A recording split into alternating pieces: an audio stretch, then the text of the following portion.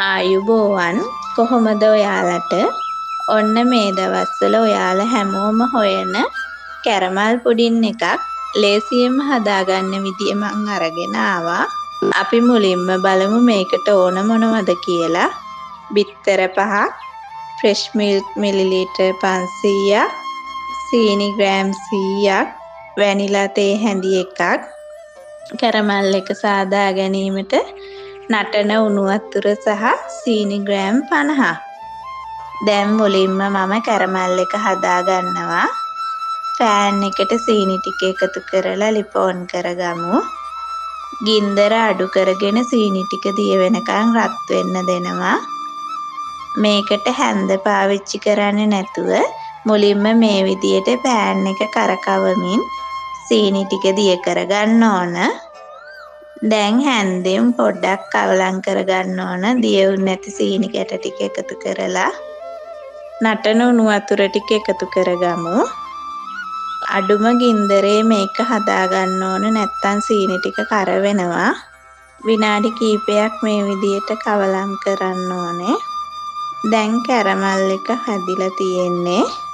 දැන් පුඩින් එක හදන භාජනයට මේ සීනි කැරමල් එක එකතු කරගමු. මේ විදියට භාජනයේ වටේම කැරමල් එක ගා ගන්න ඕනේ. දැන් අපි මේක පැත්තකින් තියාගමු. දැන් පෑන් එකට කිරි ටිකක් එකතු කරලා සීනි ටිකත් එකතු කරලා අඩු ගින්දරේ කිරි ටික රත් කරගමු. මේක හොඳට උණු වෙන්න අවශ්‍ය නැහැ. හොඳින් මිශ්‍ර කරගනිමින් ටික වෙලාවක් තියාගමු. දැන් මේ කිරි එකට ඇඟිල්ල තියලා බැලුවම රස්නේ දැනෙන ගානට ආවම ලිප ඔෆ් කරගමු. කිරි එක තව ටිකක් නිවෙන්න පැත්තකින් තියාගන්නවා.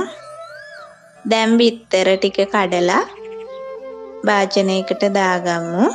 වැනිලා තේ හැන්දත් එකතු කරලා වික්ස් එකෙන් හොඳට මිශ්‍ර කරගන්නවා. දැන් මේකට කලින් රත් කරගත්ත කිරි ටික එකතු කරගන්නවා. මේක හොඳින් මිශ්‍ර කරගමු.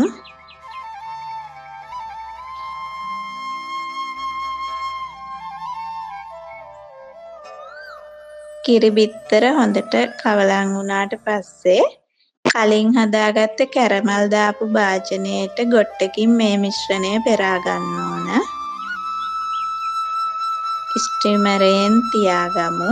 මම ස්ටීමරයේ පියනට පිරිසිදු රෙදි කෑල්ලක් ගැට ගහගත්තා. එතකොට ජල වාෂ්ප පුඩින් එකට වැටෙන්නේ නැති නිසා පුඩින් එක හොඳට තැම්බෙනවා. විනාඩි 35කට පස්සේ දැන් මගේ පුඩින් එක හොඳට තැම්බිලා තියෙන්නේ. අපි මේකට ටූත් පික් එකක් ගහලා බලමු. පුඩින් එක හොඳට තැම්බිලා නිසා අතේ ගෑවෙන්නේ නැහැ. පැය 2ක් විතර ශීතකරණයේ තියාගමු. මේ විදියට පුඩින් එක වටේ බුරුල් කරලා මේක අනිත් පැත්ත හරවගමු. මේ තියෙන්නේ මගේ කැරමල් පුඩින් එක. මේ වගේ කෑලි කපලා ගන්න පුළුවන්. මේ වගේ තවත් රසවත් වීඩියෝ එකකින් නැවත හමු වෙමු.